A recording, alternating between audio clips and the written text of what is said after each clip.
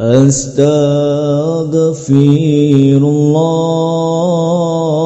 Assalamualaikum warahmatullahi wabarakatuh. Alhamdulillah wassalatu wassalamu ala Rasulillah wa ala alihi wa sahbihi wa mawalah wa la hawla wa la quwata illa billahi wa ba'du. Alhamdulillah, segala puja dan puji hanya milik Allah subhanahu wa ta'ala. Salawat dan juga salam kita hadiahkan kepada Rasul kita Nabi besar Muhammad sallallahu alaihi wa ala alihi wasallam. Alhamdulillah, di pagi menjelang siang ini kita bisa kumpul kembali di Masjid Nidaul Ilmi, dan pembahasan di siang ini kita akan membahas satu hadis Nabi sallallahu alaihi wasallam tentang bahayanya menjadi hamba dunia. Kita baca hadisnya. An Abi Hurairah radhiyallahu anhu qala qala Rasulullah sallallahu alaihi wasallam ta'isa abdu dinar, ta'isa abdu dirham, ta'isa abdu al-khamisati, ta'isa abdul khamilati, in u'tiya radiya wa illam yu'ta sakhita, ta'isa wantakas wa idha shika falan taqas,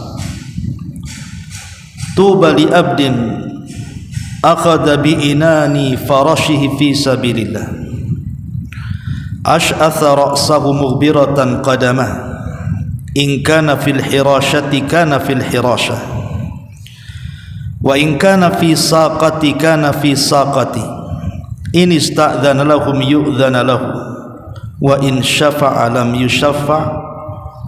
Rawahul Bukhari. Dari Abu Hurairah radhiyallahu an, Rasulullah sallallahu alaihi wasallam bersabda, celakalah hamba dinar, celakalah hamba dirham, celakalah hamba kain dari sutra, dan celakalah hamba pakaian dari bludru. Jika diberi maka dia redha, jika tidak diberi maka dia murka. Celaka dan merugi. Apabila tertusuk duri maka ia tidak dapat mengeluarkannya. Sebaliknya bahagialah seorang hamba yang memegang kekang kudanya dalam rangka berjihad di jalan Allah, rambutnya kusut dan kedua kakinya berdebu.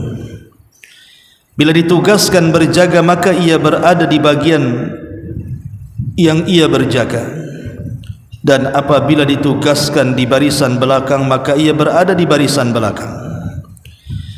Bila meminta izin maka dia tidak diizinkan, dan bila memberi syafaat rekomendasi maka dia tidak dikabulkan. Hadis ini dikeluarkan Al-Imam Al-Bukhari. Ma'asyiral muslimat, ibu-ibu yang dimuliakan Allah subhanahu wa ta'ala, hadis ini menjelaskan tentang dua kelompok. Kelompok yang pertama bicara tentang hamba-hamba dunia yang keinginan hidupnya hanya untuk dunia saja. Dan kelompok yang kedua hamba-hamba Allah sejati, hamba-hamba yang senantiasa redha dengan segala yang membuat Allah subhanahu wa ta'ala senang, dan membenci segala apa yang mengundang kemurkaan Allah subhanahu wa ta'ala. Bicara soal dunia, ma'asyiral muslimat yang dimuliakan Allah subhanahu wa ta'ala,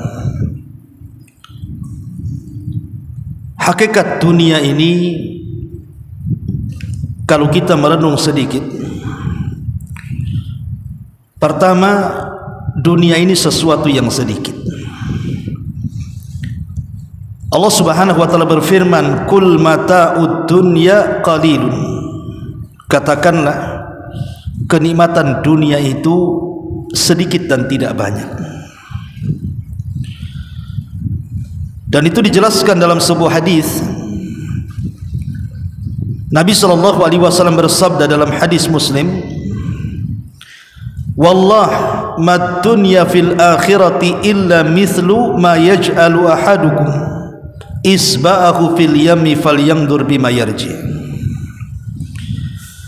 Demi Allah, dunia ini kalau dibandingkan dengan akhirat hanya seperti seseorang dari kalian yang mencelupkan satu jemarinya ke lautan, kemudian dia mengangkatnya, maka lihatlah apa yang ada pada jarinya. Paling hanya setetes yang ada di jari itu.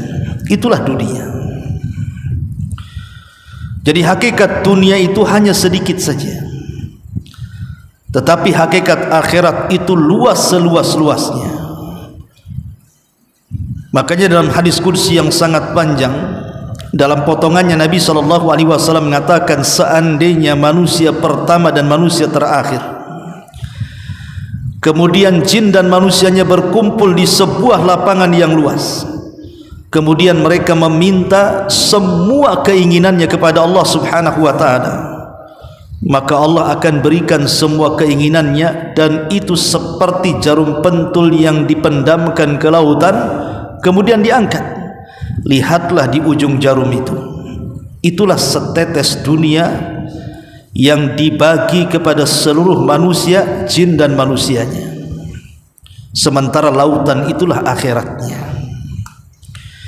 Dari sini kita tahu bahwa dunia itu sedikit dibandingkan akhirat. Lalu buat apa mengejar yang sedikit dan meninggalkan yang banyak? Ini yang pertama. Yang kedua, dunia ini singkat. Di dalam surah Al-Mu'minun ayat 112, Allah Subhanahu wa taala berfirman, "Qala kam labistum fil ardi adadas sinin?" Qalu labisna yawman aw ba'da yawmin fas'alil 'adin. Berapa tahun kalian tinggal di permukaan bumi ini? Mereka menjawab, kami tinggal di bumi 1 hari atau sebagian hari. Maka tanyakanlah kepada orang-orang yang pandai menghitung itu. Ayat ini bicara tentang orang-orang yang berkumpul di padang mahsyar. Jadi orang-orang yang berkumpul di padang mahsyar itu, mereka akan ditanya oleh Allah Subhanahu wa ta'ala, sewaktu kalian di dunia, berapa tahun kalian tinggal di sana? Maka manusia yang ada di padang mahsyar itu menjawab, sungguh kami tinggal di dunia boleh jadi 1 hari atau mungkin setengah hari. Ya, karena orang akan tinggal di padang mahsyar itu 550.000 tahun lamanya. Sementara manusia di dunia ini paling banyak mungkin 70, 80 atau 100 tahun sudah meninggal. Sementara orang yang berada di akhirat atau di padang mahsyar itu, mereka harus tinggal cukup lama. Makanya kalau kita lihat bandingan kehidupan dunia dengan akhirat itu, kehidupan dunia ini sangat singkat sekali. Sementara kehidupan akhirat itu sangat panjang sekali. Makanya ada istilah, sepanjang-panjangnya kehidupan dunia pasti dia pendek, tapi sependek-pendeknya kehidupan akhirat pasti dia panjang. Karena Allah Subhanahu wa taala berfirman, "Inna yawman 'inda rabbika ka alfi sanatin mimma ta'udun." Sungguh 1 hari di sisi Rabbmu nanti di akhirat adalah seperti 1000 tahun seperti kalian hitung. Artinya 1 hari kehidupan akhirat itu bagikan 1000 tahun kehidupan dunia. Dari sini kita tahu hakikat dunia itu hanya singkat sekali. Ini yang kedua. Yang ketiga, dunia ini penuh dengan ujian dan cobaan. Selama manusia dilahirkan di dunia, maka selama itu manusia akan diuji dan dicoba oleh Allah Subhanahu wa ta'ala. Karena dunia bukan tempat istirahat. Dunia ini tempat ujian yang semua manusia pasti akan melewatinya. Ma'asyiral muslimat yang dimuliakan Allah Subhanahu wa ta'ala, Al-Imam Ibnul Qayyim rahimahullahu ta'ala, beliau mengatakan, Anna Allah Subhanahu wa ta'ala khalaqal ghaniyya wal faqira libtila'in wal imtihan. Sesungguhnya Allah Subhanahu wa ta'ala terkadang menciptakan ada manusia itu yang kaya raya, Allah cukupkan kehidupannya, tapi di lain sisi juga Allah ciptakan manusia itu ada yang miskin papa, boleh jadi mungkin susah untuk mencari makan dan kehidupan di dunia ini. Tapi dua-duanya, kata Imam Ibnul Qayyim, adalah cobaan dan juga ujian dari Allah Subhanahu wa ta'ala. Si kaya diuji dengan kekayaannya, si miskin juga diuji dengan kemiskinannya. Ma'asyiral muslimat yang dimuliakan Allah Subhanahu wa ta'ala, karena sering saya ulang-ulang bahwa hakikat kebahagiaan itu bukan ada di harta benda. Betapa banyak orang-orang yang kaya raya itu hidupnya tidak bahagia. Dan bukan pula kemiskinan itu menjadi hidup sengsara. Betapa banyak orang-orang miskin itu yang menikmati hidupnya. Karena hakikat kebahagiaan itu bukan pada kekayaan. Sehingga ada seorang ulama dari zaman salaf, Hisham ibn Malik ibn Marwan, Hisham ibn Malik ibn Marwan rahimahullahu ta'ala, ketika dia sedang tawaf haji, berjumpa dengan Imam Salim, putra daripada Abdullah ibn Umar radhiyallahu anhuma. Karena Hisham ini seorang raja, tentu dunia bagi dia di tangannya. Apapun yang dikehendaki oleh Khalifah Hisham, yang namanya dia khalifah, tentu tinggal bicara saja sudah ada di depannya, karena dunia berada di genggamannya. Jadi ketika dia sedang tawaf, dia berjumpa dengan Imam Salim, putra daripada Abdullah ibn Umar radhiyallahu anhuma. Lah Salim ini kebetulan sedang tawaf, menjinjing sandalnya yang putus,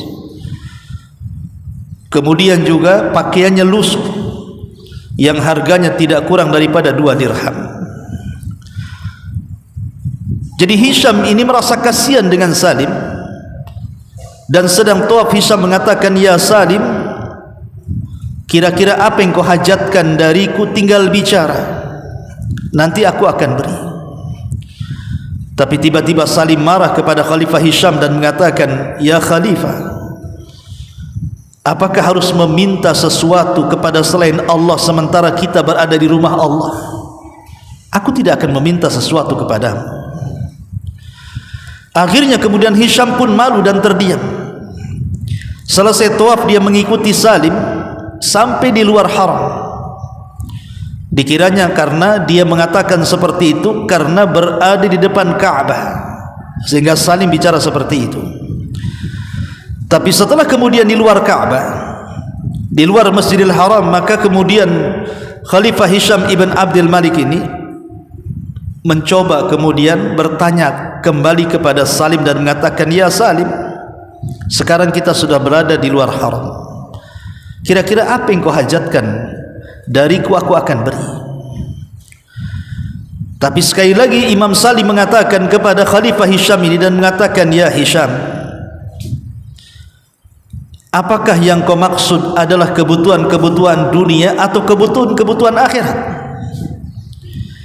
Kemudian sang khalifah mengatakan, ya Salim, Adapun kehidupan kebutuhan akhirat, maka tidak mungkin kau meminta kepada aku. Mintalah kepada Allah Subhanahu wa taala. Yang ku maksud adalah kehidupan dunia, kebutuhan dunia. Mintalah sesuatu, aku akan beri. Maka Salim mengatakan, ya Khalifah, selama aku hidup, aku sangat malu meminta sesuatu kepada Rabb pemegang dunia ini. Bagaimana mungkin aku meminta kepada zat atau kepada dirimu yang tidak memegang dunia? Semasa hidup saja aku malu meminta sesuatu kepada zat pemegang dunia, Allah Subhanahu wa taala. Dialah yang memiliki dunia. Macam mana aku akan meminta kepada orang yang tidak memegang dunia? Karena dunia ini milik Allah Subhanahu wa taala. Maka kemudian sang khalifah pun menangis, kemudian mengatakan, duhai kiranya aku seperti Salim. Ma'asyiral muslimat yang dimuliakan Allah Subhanahu wa taala, begitulah hakikat dunia. Kita ini tidak memilikinya. Semua milik Allah Subhanahu wa taala. Semua datang dari Allah dan akan kembali kepada Allah Subhanahu wa taala. Dan dunia ini ujian terberat bagi kita manusia. Sebagaimana Rasul mengatakan, setiap umat ini memiliki fitnah, dan fitnah umatku adalah dunia. Ma'asyiral muslimin wal muslimat rahimani wa rahimakumullah. Ini yang ketiga, bahwa dunia ini dipenuhi dengan ujian dan cobaan. Kemudian yang keempat, dunia ini sesuatu yang fana. Tidak ada manusia yang hidup selamanya di dunia. Seandainya mereka para nabi sekalipun, manusia-manusia mulia yang kita kenal sebagai para nabi, ulul azmi minar rusul sekalipun, mereka semua sudah meninggalkan kita. Tidak ada satupun nabi yang masih hidup sampai hari ini. Bahkan Nabi kita Muhammad sallallahu alaihi wasallam di usia 63 tahun juga meninggal dunia. Kalau seandainya manusia semulia para nabi dan rasul mereka meninggal dunia, macam mana kita yang bukan nabi? Tentu lebih layak untuk tidak hidup lama di dunia. Sementara para nabi yang manfaatnya sudah jelas kepada manusia, membawa keberkahan hidup mereka dunia dan akhirat saja, mereka diwafatkan. Macam mana pula kita yang terkadang tidak memberikan manfaat untuk diri, bahkan untuk orang lain, menginginkan hidup selamanya? Makanya dunia itu sesuatu yang fana. Itulah hakikat dunia. Ma'asyiral muslimat yang dimuliakan Allah Subhanahu wa taala, Aisyah radhiyallahu anha ummul mukminin, ketika beliau sudah tua, sudah sepuh. Aisyah itu kan buta matanya, setelah dia tua buta matanya. Jadi sebelum wafatnya Aisyah radhiyallahu anha ini, dia selalu menyedekahkan seluruh barang-barang yang ada di rumahnya. Jadi terkadang dia meraba-raba dengan kebutaannya. Kalau ada barang, kemudian dipanggil pembantunya dan mengatakan, kemarilah, ambilkan barang ini, sedekahkan kepada fulan ibn fulan. Maka besoknya gitu lagi, dia meraba-raba ada barang lagi, dia mengatakan kepada pembantunya, wahai fulan, ambillah barang ini, sedekahkan kepada fulan ibn fulan. Sampai satu isi rumah habis, sehingga tidak ada lagi barang yang disedekahkan, karena sudah tidak ada lagi. Sehingga kemudian Aisyah mengatakan kepada pembantunya dalam kondisi buta, carikan barang lagi, aku ingin bersedekah. Kata pembantunya, wahai ummul mukminin, sudah tidak ada barang, sudah kau sedekahkan semuanya. Kemudian pembantunya mengatakan, kenapa kau lakukan seperti itu wahai ummul mukminin? Apa yang kau sisakan di sini? Maka Aisyah radhiyallahu anha mengatakan, ingat bahwa akhirat itu jauh lebih baik dan lebih kekal. Wal akhiratu khairun wa abqa. Akhirat itu lebih baik dan lebih kekal. Jadi Aisyah radhiyallahu anha mengajarkan kepada kita bahwa dunia ini fana, akhirat itu kekal. Karena dunia ini tidak akan lama, apapun di dunia ini tidak akan lama. Semua ada expirednya bahasa kitanya. Tidak ada yang kekal di dunia. Sebutkan apa yang kekal di dunia. Tidak ada yang kekal di dunia ini. Mau manusianya, mau binatangnya, mau jinnya, mau malaikatnya, mau tumbuh-tumbuhannya, semua ada waktu hidup mereka. Pasti satu hari mereka akan mengalami kematiannya. Itulah hakikat dunia. Hakikat dunia ini sangat pendek sekali, dan orang tidak mungkin fana. Ditambah kalau seandainya kita melihat usia manusia itu semakin kemari itu semakin pendek, bukan semakin panjang. Kalau dulu para nabi dan umat-umat sebelum Islam itu mereka diberikan usia yang panjang-panjang, tapi semakin ke sini bukan hanya posturnya yang lebih pendek, usianya pun lebih pendek. Makanya Nabi SAW hanya membatasi umur usia umatnya itu berkisar 60 sampai 70 tahun saja, sedikit yang melewati 70 tahun. Ya, karena dunia itu sesuatu yang fana. Ma'asyiral muslimat yang dimuliakan Allah Subhanahu wa taala, berkata Luqmanul Hakim kepada anaknya, "Ya bunai, wahai anakku, carilah dunia untuk akhirat, maka engkau akan mendapatkan keuntungan dua-duanya. Wala tabi akhirataka bidunya, dan jangan kau jual akhiratmu karena duniamu, karena itu akan merugikan kedua-duanya." Kenapa Luqmanul Hakim mengatakan kepada anaknya seperti itu? Seolah-olah dia mengisyaratkan bahwa kehidupan kita ini bukan di dunia, tapi kehidupan kita ini di akhirat. Dunia ini hanya tempat persinggahan seperti seorang musafir, singgah di sebuah tempat kemudian beristirahat, kemudian melanjutkan perjalanan kembali. Itulah yang diwasiatkan kepada oleh Rasul sallallahu alaihi wasallam kepada Ibnu Umar radhiyallahu anhuma, kun fid dunya ka'annaka gharib aw abirus sabil. Wahai Ibnu Umar, jadilah engkau di dunia itu seperti orang asing ataupun seperti orang yang sedang melakukan safar. Ma'asyiral muslimat yang dimuliakan Allah Subhanahu wa taala. Ini yang kelima. Yang keenam, dunia ini sesuatu yang hina sesuai dengan namanya. Kenapa dunia disebut dunia?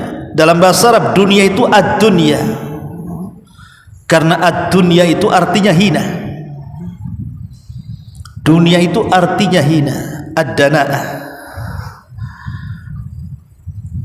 Lihat bagaimana sabda Nabi sallallahu alaihi wasallam, "Lau kanatid dunya ta'dilu indallahi janaha ba'udha, ma saqa kafiran minha syarbata ma'in."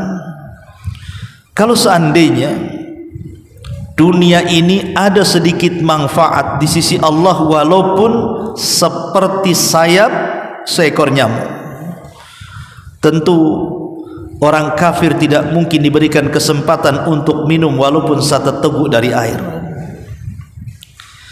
Kata Nabi SAW, seandainya dunia ini ada manfaatnya walaupun sedikit, walaupun seperti sayap nyamuk, kata Rasul, tentu orang kafir tidak mungkin diberikan kesempatan walaupun satu teguk air di dunia. Tapi karena dunia itu tidak ada manfaat sama sekali, bahkan dunia itu mal'un, terlaknat, makanya orang kafir mereka bisa minum sepuas-puasnya yang mereka kehendaki. Lihat bagaimana Nabi SAW menjelaskan tentang bagaimana hinanya dunia. Bahkan Nabi SAW jelas-jelas mengatakan, ala inna dunya mal'unatun, ingat dunia ini terlaknat, mal'unun ma fiha, bahkan orang-orang yang di dalamnya juga dilaknat. Baru Nabi SAW mengecualikan kecuali orang yang zikir kepada Allah, orang yang beribadah kepada Allah, orang yang mencari ilmu dan yang mengajarkan ilmu, barulah dunia manfaat bagi mereka.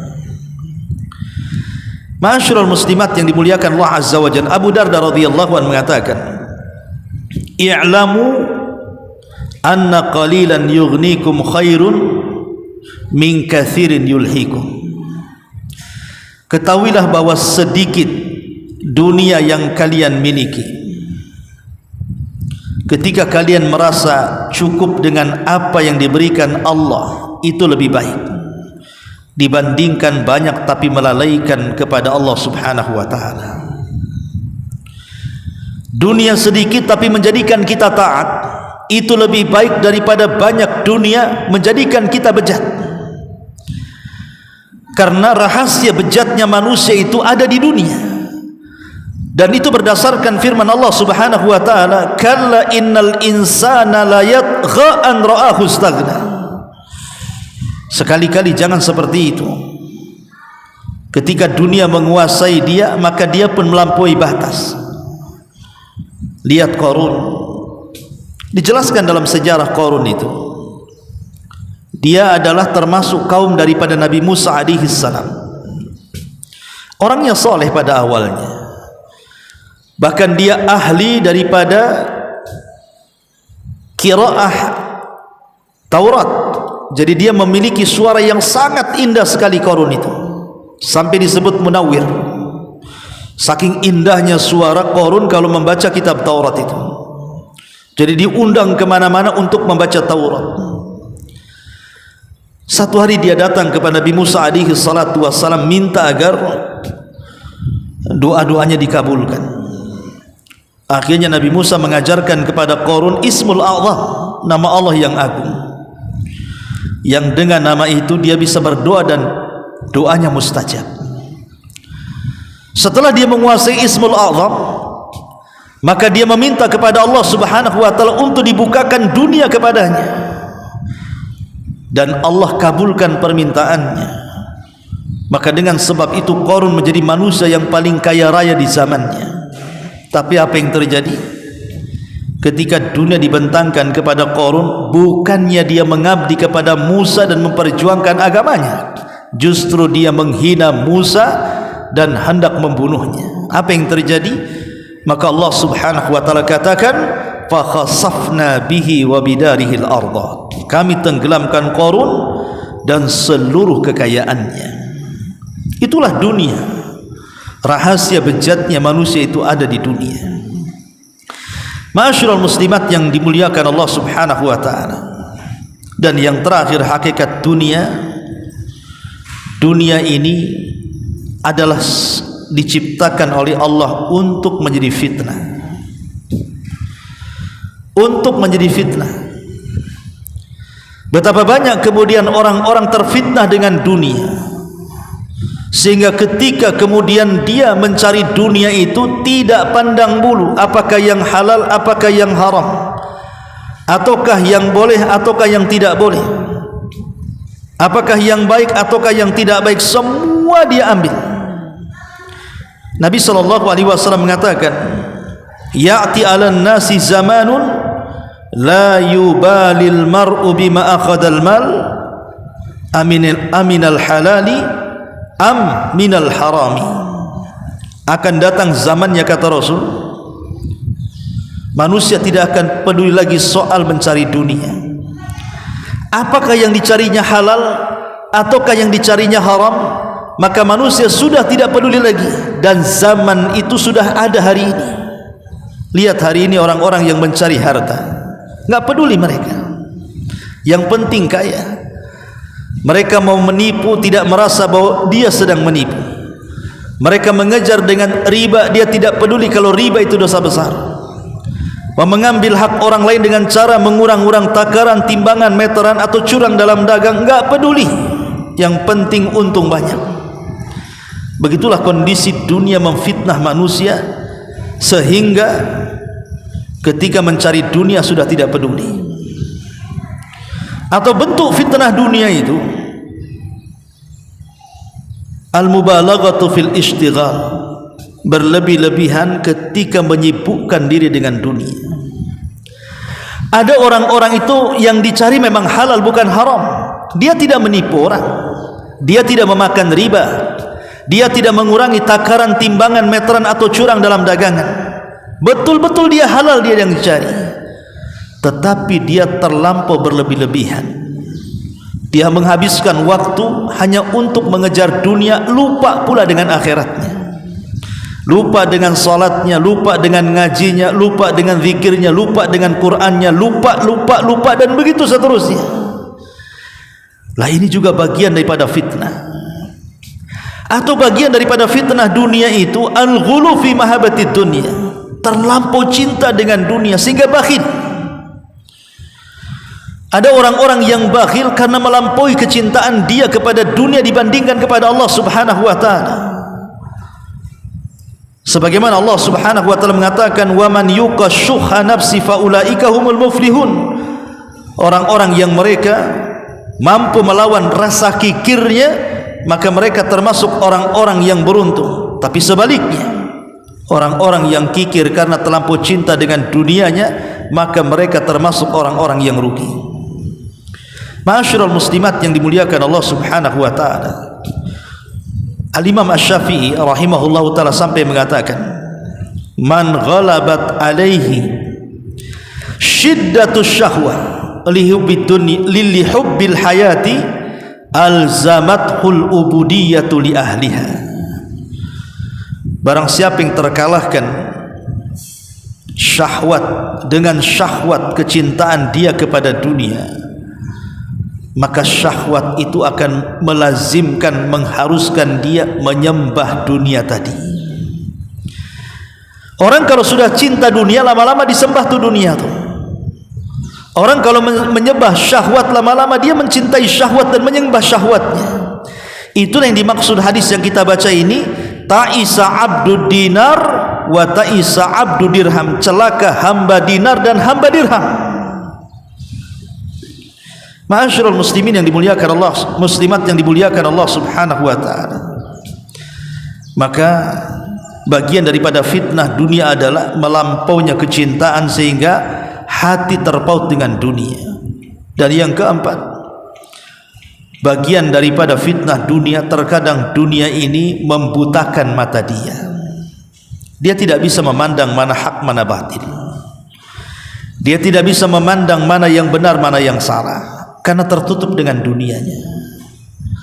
Dan ini sangat bahaya, karena kalau sudah tertutup kebenaran dari dunianya, maka susah mendapatkan hidayah dalam hidupnya. Sehingga orang memandang bahwa ketika ada orang yang penuh dengan dunia, dia anggap lebih mulia dibandingkan orang-orang yang beragama. Dan itu paling banyak di masyarakat. Orang lebih menghargai orang-orang yang penuh dengan dunia dibandingkan orang-orang yang betul-betul menggeluti agama. Subhanallah. Contoh sederhana, ketika ada orang yang memiliki anak perempuan kemudian dipinang, yang satu orang kaya, yang satu pula miskin tapi pandai agama, orang lebih memilih yang jelas-jelas dunianya dibandingkan yang tidak jelas dunianya walaupun dia pakar agama. Lah inilah kalau sudah dunia menutup, dia tidak bisa lagi memandang mana kebahagiaan untuk dunia dan akhiratnya, mana kebahagiaan yang hanya semata-mata dunia tapi tidak sampai ke akhiratnya. Itulah fitnah dunia. Ma'asyiral muslimat yang dimuliakan Allah Azza wa Jalla, baik perhatikan hadis ini. Nabi SAW mengatakan, ta'isa abdu dinar wa ta'isa abdu dirham. Celaka dan binasa hamba-hamba dinar dan hamba-hamba dirham. Hamba dinar, hamba dirham ini kinayah daripada hamba uang. Ya, kalau kita katakan mata uang di dunia ini kan macam-macam.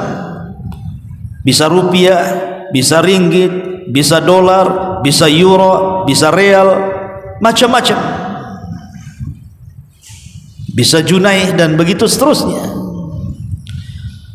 Maka terkadang ada di antara manusia, kalau di negeri kita tentu hamba rupiah, kalau di Malaysia mungkin hamba ringgit, kalau di Singapura hamba dinar, itu hamba dolar dan begitu seterusnya.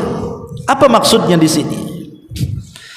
Hamba itu artinya menundukkan diri kepada tuannya. Jadi kalau Abdullah hamba Allah artinya menundukkan diri kepada Allah yang menciptakannya. Ketika disebut abdu dinar, hamba dinar atau hamba dirham, artinya dia mendundukkan diri kepada dinar dan dirham, kepada rupiah, ringgit dan dolar dan begitu seterusnya. Karena begini Bu, logika. Ada orang-orang itu ketika dia miskin, dia masih punya cita-cita baik. Dia berangan-angan dalam hidupnya, kalau saya kaya, inginlah saya bantu masjid, bantu pesantren, bantu panti asuhan, bantu orang-orang fakir, anak-anak miskin dan begitu seterusnya. Ada orang-orang itu ketika susah punya pemikiran positif, seolah-olah ketika dia sudah kaya dia bisa mengatur kekayaan. Tapi apa yang terjadi? Setelah Allah bentangkan dunia kepadanya, mungkin enggak dia yang mengatur dunia atau dunia mengatur dia? Sedikit sekali orang yang mampu mengatur dunia. Kebanyakan orang itu diatur dunia. Dan kalau dunia yang mengaturnya, maka cita-cita mulia sewaktu miskin setelah kaya itu hanya dongeng belaka Bu. Hanya omong-omon bahasa sekarang ini. Ngomong saja nggak jelas. Iya, waktu miskin Anda ngomong seperti itu. Kalau sudah kaya belum tentu. Cita-cita ketika miskin ingin membantu, ingin membangun pesantren, membangun masjid, menolong orang-orang miskin dan begitu seterusnya, itu hanya omong kosong. Karena kalau dunia sudah di tangannya, terkadang betapa banyak orang yang kemudian terobahkan dengan dunia. Umar bin Khattab radhiyallahu anhu, ketika dia mendengar Palestina jatuh ke tangan kaum muslimin dalam perang Al-Quds yang dipimpin oleh Abu Ubaidah ibnul Jarrah dan juga Khalid bin Walid radhiyallahu anhuma, kebetulan padri yang memegang kunci Baitul Maqdis, dia tidak mau menyerahkan kunci itu kecuali kepada khalifah kaum muslimin, maksudnya Umar ibn Khattab.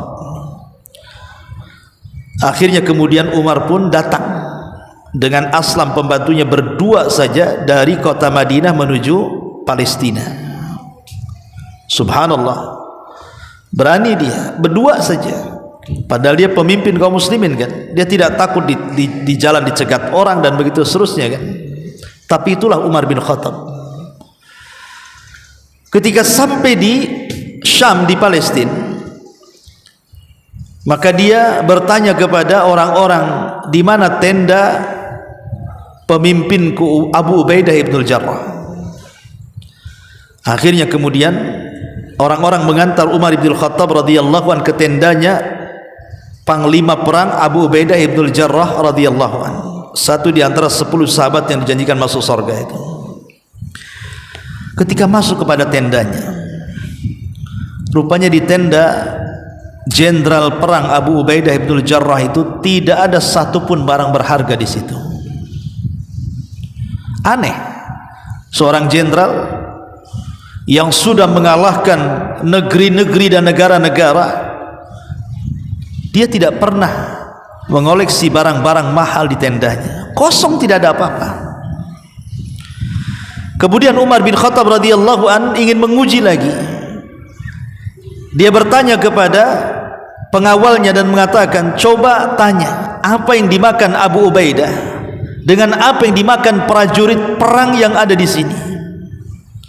Akhirnya datangkan makanan, rupanya apa yang dimakan Abu Ubaidah itu pula yang dimakan para prajuritnya. Tidak bisa dibedakan makanan jenderal dengan makanan prajuritnya.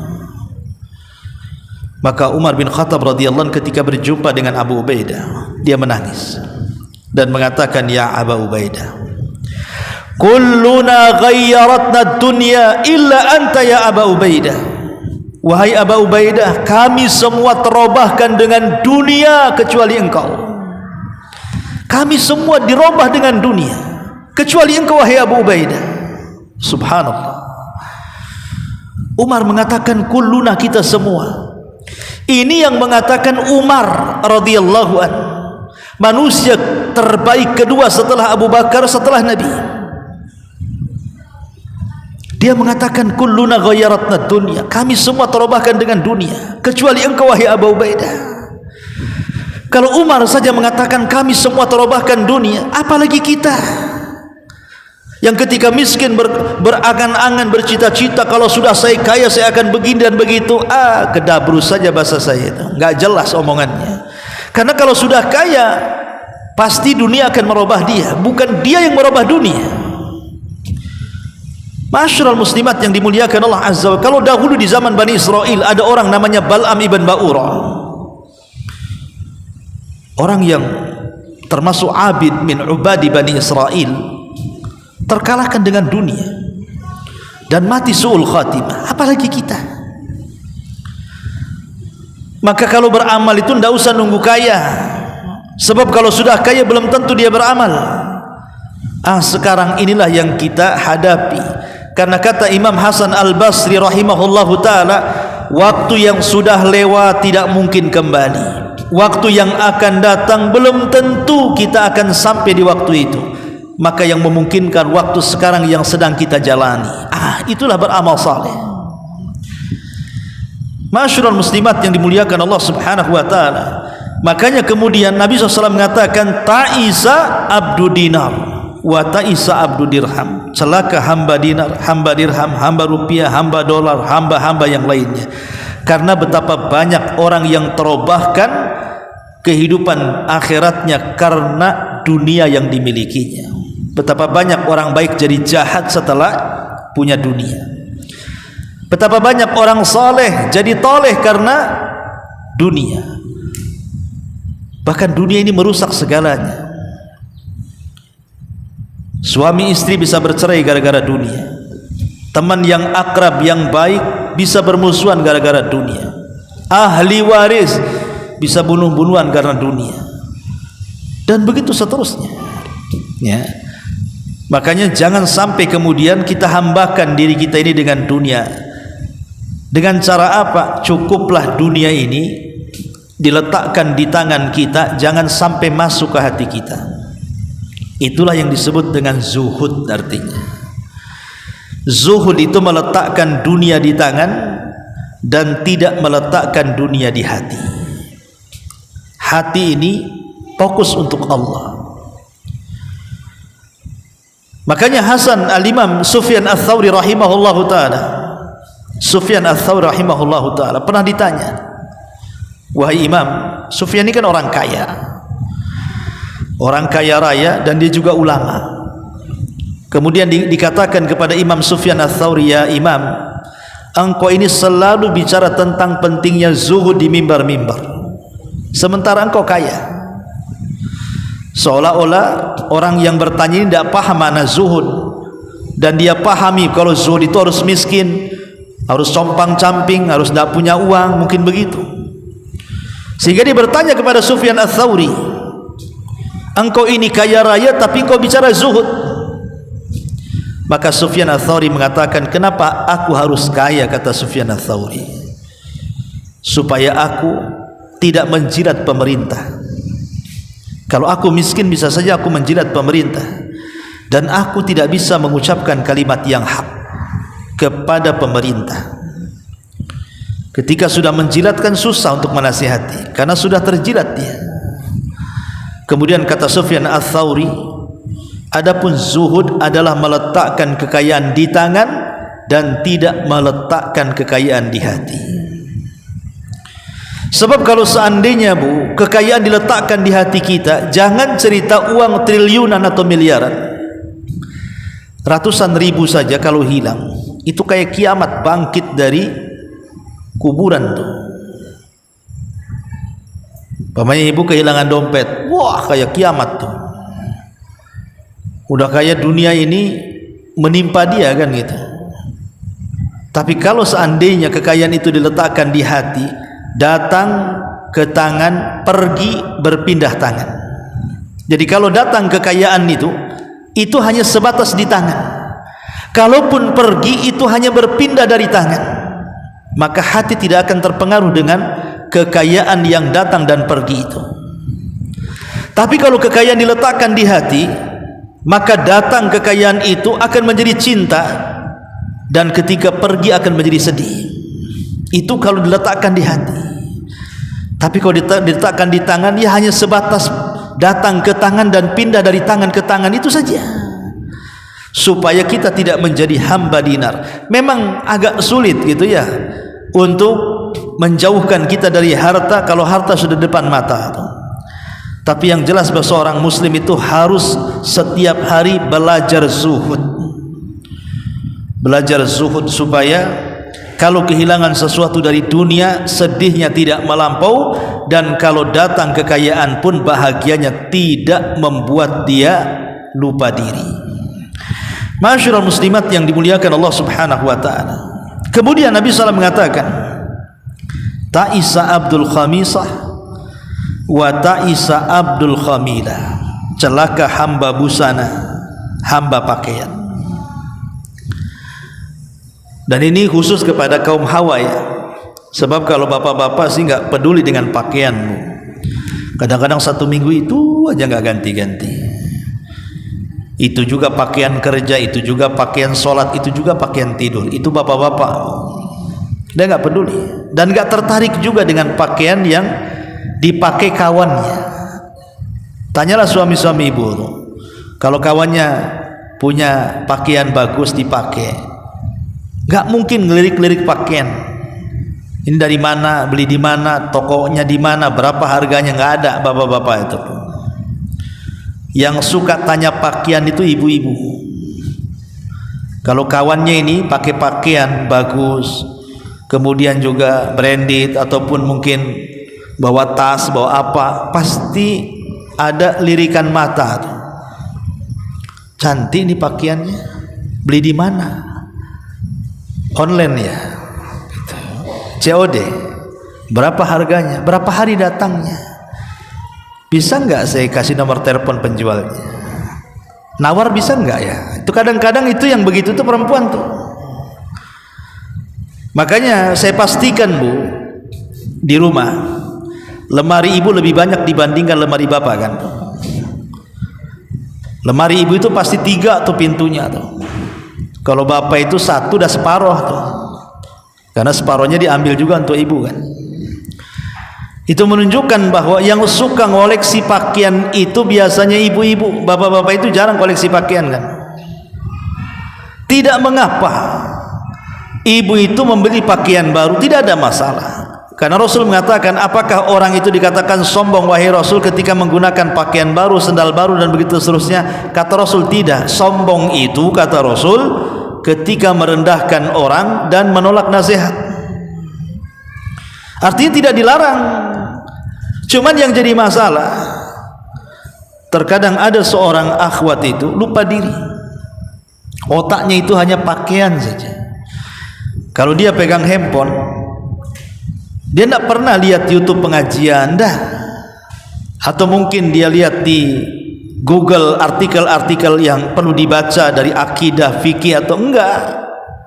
Itu yang dibuka Tokopedia atau mungkin aplikasi belanja yang lain yang dilihat itu kalau enggak sandal, tas, pakaian kan gitu. Padahal ibu bukan penjual juga. Kalau penjual sudah wajar ya. Lah ketika kemudian ibu disibukkan setiap hari seperti itu, hanya kemudian mengecek harga pakaian, model pakaian, harga tas, model tas, harga sandal, model sandal, dan begitu seterusnya, seolah-olah waktunya hanya untuk itu saja. Itulah yang disebut dengan ta'isa abdul khamisati wa ta'isa abdul khamilati. Celaka hamba busana. Ibu sudah menghambakan diri kepada busana, kepada tas. Ujung-ujung tasnya jadi tuhannya, sendalnya jadi tuhannya, pakaian jadi tuhannya, perhiasan jadi tuhannya, dan begitu seterusnya. Nabi SAW sudah melarang 14 abad yang silam gitu. Dan sekarang jadi sebuah kenyataan. Itu umahat yang sudah ngaji. Jangan cerita umahat orang-orang yang awam di luar sana. Oh, lebih parah lagi, yang sudah ngaji saja parahnya nggak ketulungan, apalagi orang-orang di luar sana. Maka Rasul di sini mengingatkan jangan sampai jadi hamba pakaian. Pakaian itu hanya untuk menutup aurat. Makanya kenapa dilarang juga pakaian syuhrah itu, Bu? Syuhrah itu pakaian di mana ketika ibu memakai pakaian itu menjadi sorotan pandangan orang. Jadi di sini Nabi SAW mengatakan ta'isa abdul khamisati wa ta'isa abdul khamilah.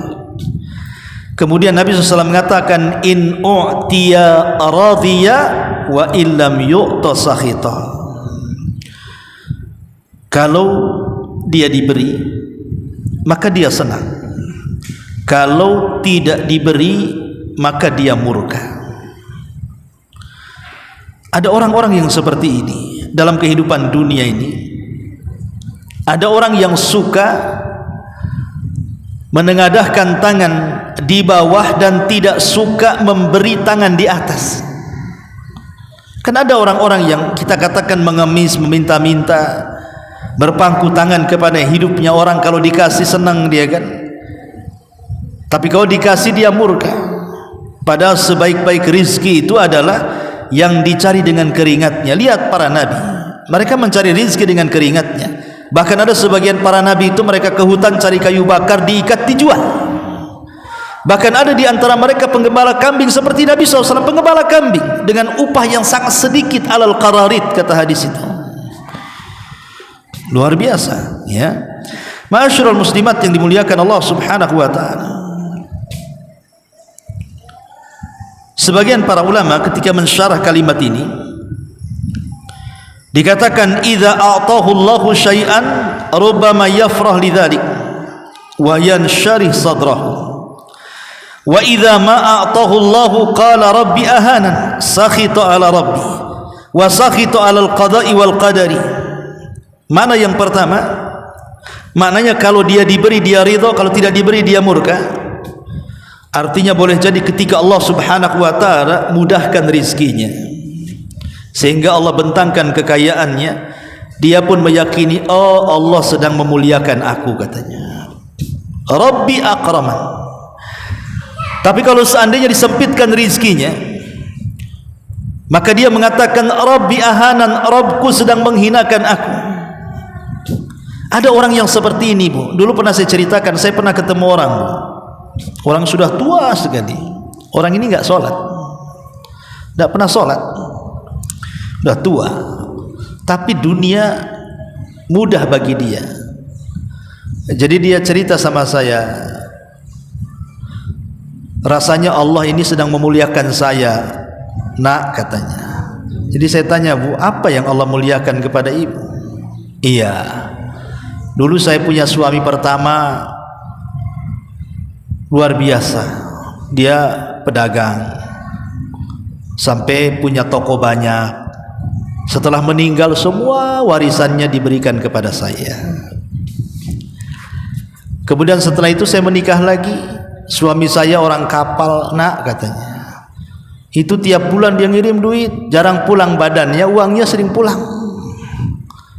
Qadarullah meninggal juga, dapat lagi saya warisan, nak, katanya. Kemudian saya menikah lagi dengan pegawai negeri, orang pengadilan, katanya. Baru setahun meninggal pula dia, pensiunnya pula dikasih saya. Katanya, saya ini paling sedang hidupnya, kan? Padahal nggak pernah sholat. Ada orang seperti itu, kan?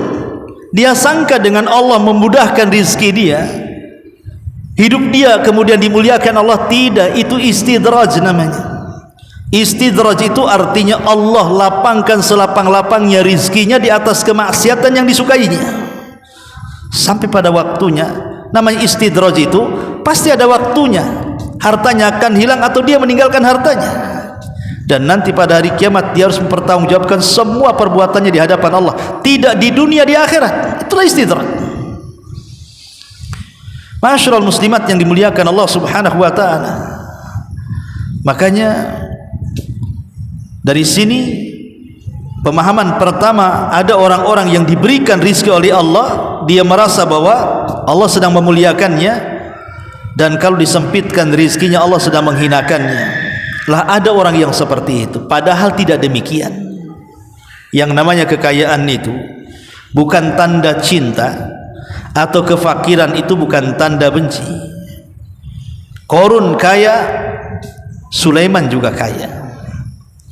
Qarun kafir tapi kaya, Sulaiman beriman kaya, Abu Bakar kaya, Utsman kaya, Abdurrahman bin Auf kaya, Abu Jahal juga kaya, Abu Lahab juga kaya. Artinya kekayaan itu berserikat. Mukmin bisa kaya, kafir juga bisa kaya. Sesuatu yang berserikat antara mukmin dan kafir, lalu apa keunggulannya kalau berserikat? Makanya kenapa Allah Subhanahu wa taala, kata Nabi sallallahu alaihi wasallam, Allah itu kalau memberikan dunia kepada orang yang dicintainya dan kepada orang yang tidak dicintainya, tapi Allah tidak akan memberikan iman kecuali kepada orang yang dicintainya saja. Ma'asyiral muslimat yang dimuliakan Allah Azza, ini makna yang pertama. Makna yang kedua, kata para ulama, wa yahtamilu an yakuna al-mu'ti wal mani shakhsan min al-ashkhas mithlu halil munafiqin ma'an nabi sallallahu alaihi wasallam. Madza qala Allah anhu, madza qala Allah anhum, qala jalla wa ala, wa minhum man yalmizuka fis sadaqati fa in utu minha radu wa illam yu'tu minha idza hum yaskhatun. Atau yang dimaksud, kalau diberi dia senang, kalau tidak diberi dia tidak senang. Maksudnya mereka seperti orang-orang munafik. Jadi orang-orang munafik itu selalu mata mereka melihat kepada sedekah. Kalau Nabi memberikan sedekah kepada mereka, mereka senang. Kalau Nabi tidak memberikan sedekah, mereka pun murka. Ada orang-orang yang seperti ini. Ada orang-orang yang suka meminta-minta, kalau diberi dia senang, kalau tidak diberi dia maki-maki, Bu. Dan saya pernah juga mengalami waktu di lampu merah gitu ya. Jadi ada ibu-ibu, nampaknya ibu-ibu itu kalau dari segi tenaga sih bisalah dia bekerja, karena tidak sakit, kemudian juga saya lihat masih muda pun gempal gitu ya. Kalaupun dia kerja bisalah, masih muda. Tiba-tiba dia meminta-minta gitu ya, meminta-minta. Waktu itu saya nggak kasih.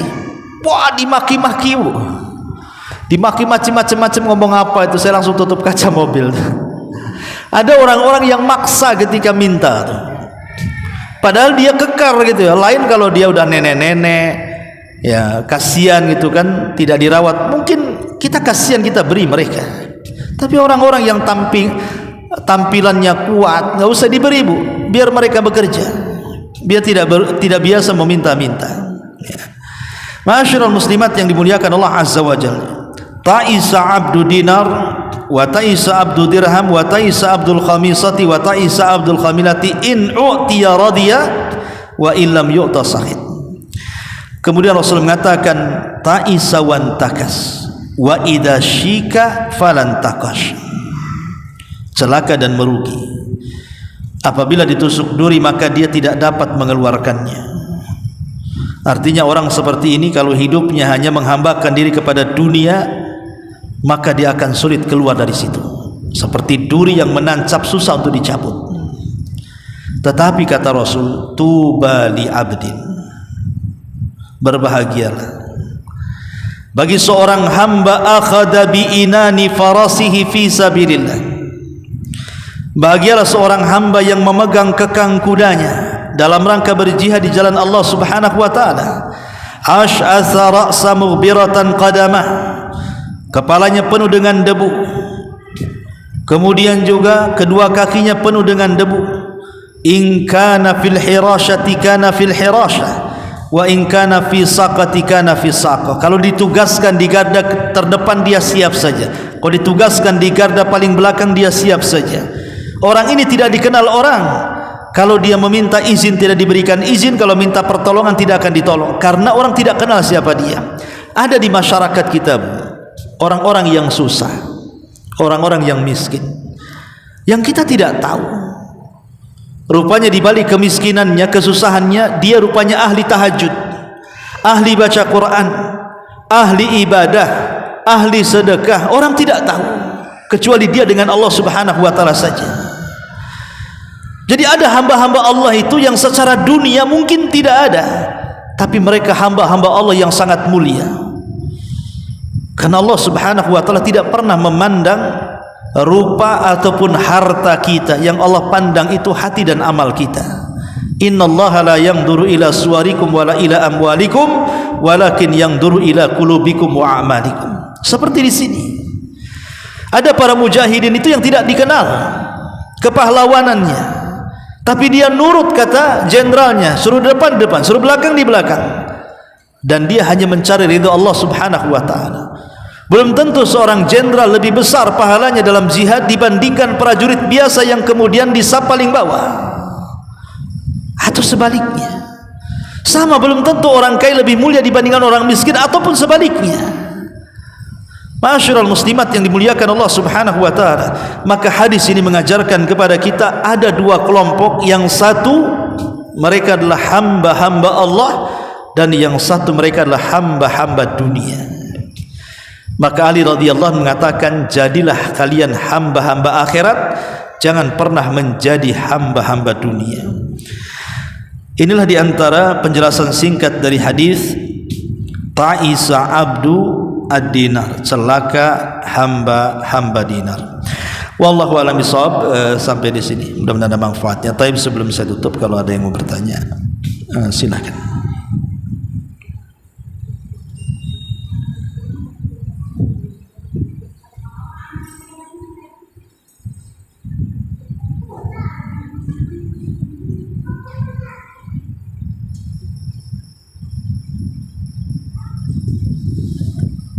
Ada.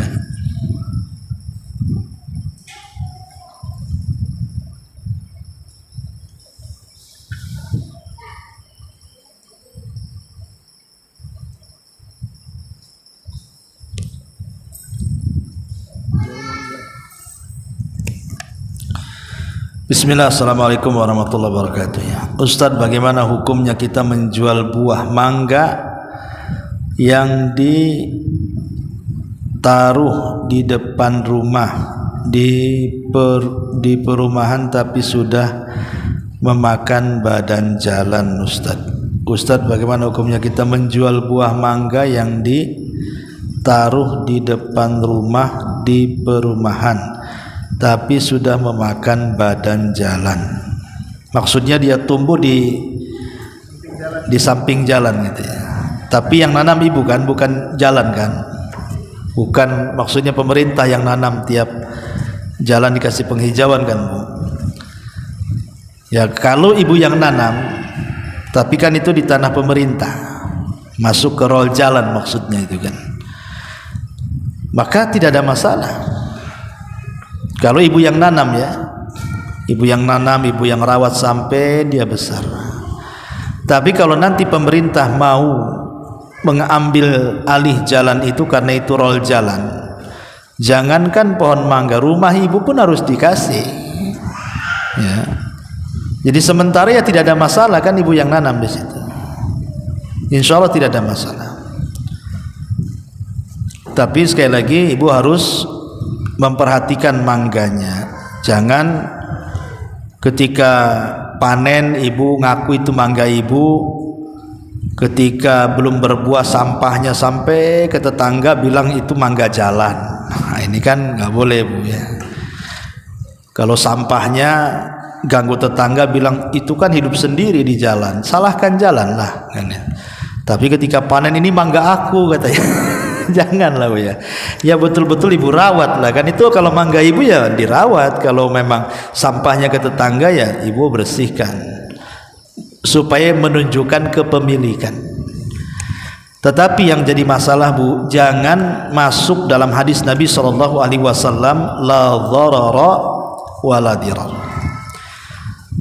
Seorang muslim itu tidak boleh mendatangkan madarat kepada diri sendiri atau mendatangkan madarat kepada orang lain. Artinya, kalau memang mangga itu berada di rol jalan dan itu mengganggu fasilitas jalan, pemerintah ini mereka kan sudah ngatur jalan. Kenapa jalan itu sekian meter? Karena memang untuk kemaslahatan. Pemerintah sudah paham kalau jalan sempit masalah, kalau jalan sekian meter ini bisa ya.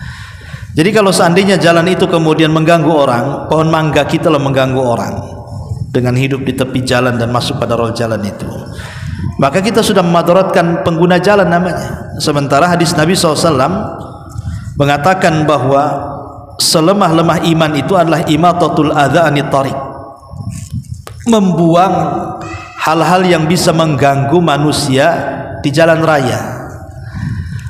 Bahkan ada hadis yang mengatakan nanti di sorga itu ada orang yang diberikan derajat yang berpindah-pindah dari satu tempat ke tempat yang lainnya, padahal amalnya tidak banyak. Ketika ditanya apa amalannya, karena dia suka menebang dahan yang selalu menjulur ke jalan sehingga orang terganggu. Setelah ditebang akhirnya orang aman.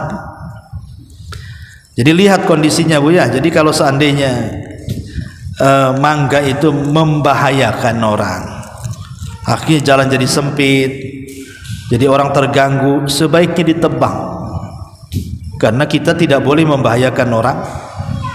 Pengguna jalan itu bukan hak kita. Tapi kalau seandainya tidak membahayakan, jalannya lebar, masih bisa lah kan, begitu kan, ya insya Allah tidak ada masalah. Kita numpang di tanah pemerintah itu namanya. Wallahu a'lam. Ya, sampai di sini masih ada.